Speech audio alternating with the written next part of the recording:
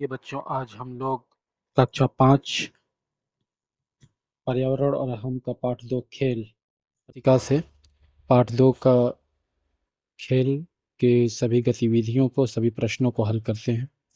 सबसे पहले गतिविधि 1 में देता है कि घर पर खेले जाने वाले खेलों पर घेरा लगाएं। तो यहाँ पे आप देख रहे हैं कि यहाँ पे एक चित्र बना है और चित्र के बाद इसमें बहुत सारी खेलों के नाम लिखे गए हैं, जैसे लूडो, कबड्डी, लुका छिपी, क्रिकेट, गुड्डा गुड्डी, कुर्सी दौड़, शतरंज इत्यादि। तो इनमें से हमको क्या करना है, इनमें घर में खेले जाने वाले खेलों की सूची बनानी है। फिर गतिविधि 2 है कि वैसे खेलों की सूची बनाइए जिसमें सिर्फ 2 व्यक्ति भाग लेते हैं। तो आइए इसको देखते हैं कि गतिविधि 1 यानी कि घर में खेले जाने वाले खेलों पर घेरा लगाएं। तो वो कौन कौन से खेल हो जाएंगे? वो हो जाएंगे कैरम बोर्ड, लूडो, लुका छिपी, शतरंज, गुड्डा गुड्डी, कुर्सी दौड़, सुई धागा दौड़। ये जितने भी खेल हैं ये सब क्या हैं, घर पे खेले जाने वाले खेल हैं। अब गतिविधि 2 देखते हैं। गतिविधि 2 में है कि वैसे खेलों की सूची बनाइए जिसमें सिर्फ 2 व्यक्ति भाग लेते हैं। तो हम ऐसे खेलों की सूची बना सकते हैं। हम देखते हैं जैसे शतरंज, बैडमिंटन, कुश्ती, टेबल टेनिस, कैरम बोर्ड। तो ये जितने भी खेल हैं, बॉक्सिंग, ये सब क्या हैं, 2 व्यक्तियों द्वारा खेले जाने वाले खेल हैं। अब गतिविधि 3 देखते हैं कि नीचे दिए गए खेलों में खिलाड़ियों की संख्या कितनी होती है लिखना है। जैसे यहाँ पे खेल का नाम दिया गया है और उसके बाद खिलाड़ियों की संख्या बतानी है। और गतिविधि 4 में है कि 3 में दिए गए खेलों के जो नाम आपने के अलावा और कौन कौन से खेल आप के नाम आप जानते हैं उनकी सूची बनाना है। तो यहाँ पे गतिविधि 3 के अनुसार हम लोग खेलों के नाम और उनमें खिलाड़ियों की संख्या लिखेंगे। जैसे कबड्डी, इसमें प्रत्येक टीम में 7 खिलाड़ी होते हैं। लूडो, इसमें 2 या 4 खिलाड़ी हो सकते हैं।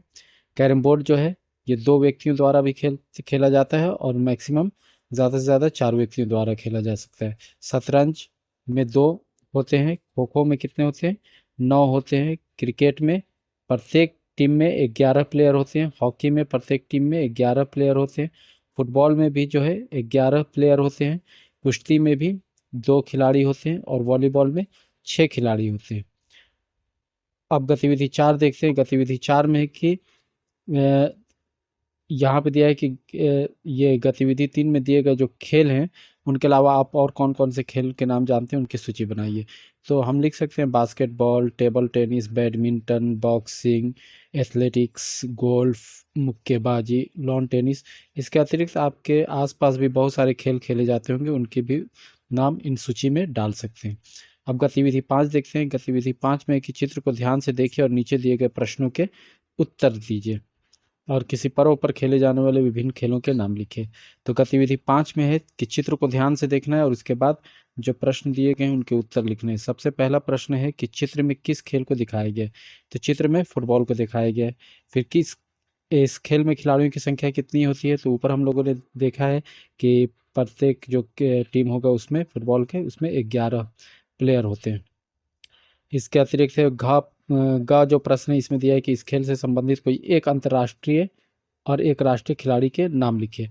तो अंतर्राष्ट्रीय खिलाड़ी जो है क्रिस्टियानो रोनाल्डो हैं, जो बहुत ही फेमस हैं, या लियोनेल मेसी। और राष्ट्रीय खिलाड़ी की बात करें तो सुनील छेत्री, जो फुटबॉल के बहुत बेहतरीन इंडियन खिलाड़ी हैं। उसके अतिरिक्त अब प्रश्न घ को देखते हैं। इसमें दिया है कि इस खेल के लिए निर्धारित समय अवधि क्या होती है? तो इस खेल में कुल जो होते हैं 90 मिनट की अवधि होती है। जो फुटबॉल खेला जाता है उसमें कितनी होती है? 90 मिनट की अवधि होती है। यानी कि 2 टर्म में खेला जाता है। एक टर्म 45 मिनट का, दूसरा टर्म भी 45 मिनट का। इस प्रकार से 90 मिनट का होता है। अब गतिविधि 6 में दिया है कि किसी पर्व त्योहार पर खेले जाने वाले विभिन्न खेलों के नाम लिखे। तो हम देखते हैं मकर संक्रांति जो होता है उस पर पतंगबाजी होता है। जन्माष्टमी पर दही हांडी का खेल खेला जाता है। स्वतंत्रता दिवस पर भी जो है दिल्ली वगैरह या अन्य जगहों पे पतंगबाजी का रिवाज है। और ग्रामीण त्योहारों और मेलों में जो होता है आमतौर पे कबड्डी या कुश्ती देखने के लिए मिलता है। और उसी तरीके से केरल राज्य में जो ओणम के अवसर पर एक जो ये खेल खेला जाता है, जो नाव पर सभी लोग चप्पू खेलते हैं और एक प्रकार का ये खेल होता है, उसे नौका दौड़ कहा जाता है, जो ओणम के अवसर पर खेला जाता है। तो इस प्रकार से ये जितने भी ये पर्व त्योहार पर खेले जाने वाले खेलों के नाम हैं। अब यहाँ पे देखिए, चित्र को ध्यान से देखिए और नीचे दिए गए प्रश्नों के उत्तर दे दीजिए। तो यहाँ पे देख ले रहे हैं हम चित्र को, और इसके बाद है कि चित्र में कौन सा खेल दिखाया गया, ये सारे प्रश्न हैं, इनको हल करते हैं। तो गतिविधि 7 में है प्रश्न कि चित्र को ध्यान से देख करके नीचे दिए गए प्रश्नों के उत्तर लिखिए। चित्र में कौन सा खेल दिखाया गया है, तो चित्र में खो खो को खेल को दिखाया गया है। फिर जाकर के इस खेल में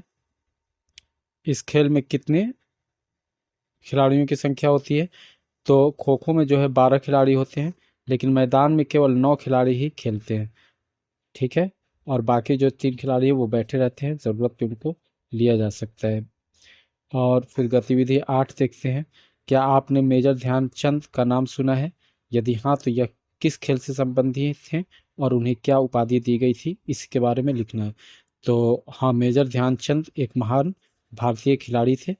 वे हॉकी के खेल से संबंधित थे, यानी कि मेजर ध्यानचंद जो थे वो हॉकी खेला करते थे, और वो इतने हॉकी के बेहतरीन प्लेयर थे कि उन्हें हॉकी का जादूगर कहा जाता था, यानी कि the wizard of hockey, the wizard of hockey की उपाधि दी गई थी, यानी कि उन्हें हॉकी के जादूगर के नाम से जाना जाता है।